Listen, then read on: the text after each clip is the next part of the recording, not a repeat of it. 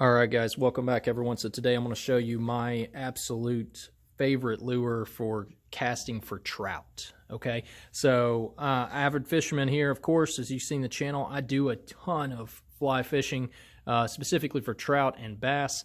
But honestly, if you want to get out there and you don't feel like messing with the fly lines and the different flies and matching the hatch and all that other stuff, you just want to get out there and cast. Maybe you're in an area of mixed species, such as like maybe there's a bunch of smallmouth bass in one river, but you also have trout. I encounter that quite often here in the South. But I want to show you my go-to lure. If I'm going to carry out one rod just in the Jeep, make sure that I have something to cast with a spinning rod for trout. This is it, okay? If you haven't seen these, you definitely got to pick one up, and I recommend this specific color, and I'll tell you about that in just a second. This is the Rapala Shad Rap.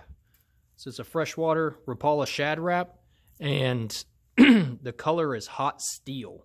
So it has an actual blue top. It's got the spots going down the side, which almost look like a little bit of like a small rainbow trout or brown trout.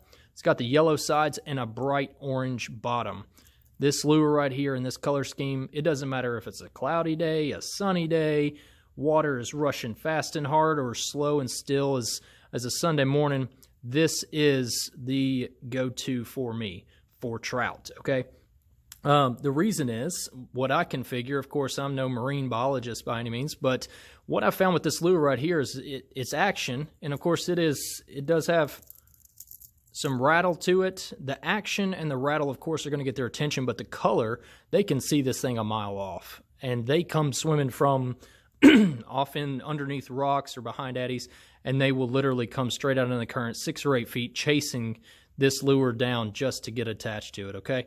So I recommend, if you haven't tried out a Shad Rap for trout fishing, primarily, I mean, I've caught everything from little 6-inch stalker trout with it all the way up to, 18 to 22-inch rainbows and browns with this guy.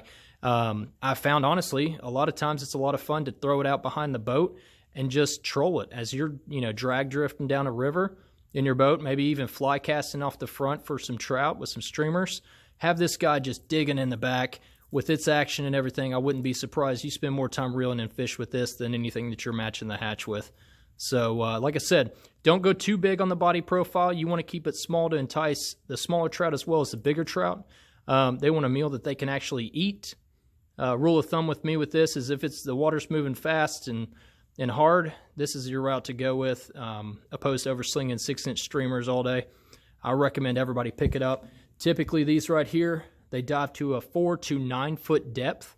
So make sure you have the room. If you're only casting in a 2-foot deep stream, probably not going to get a whole lot of action off of it, but most of the rivers I fish are going to be, that 10-foot range in spaces, and most of it's going to run 5 or 6. So definitely look these up.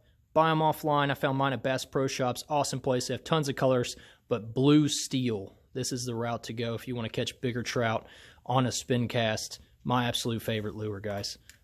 I hope you found that helpful, and hope you can find one in your local store to pick up. Absolute beast for catching trout on a spinning rod. Appreciate it, guys.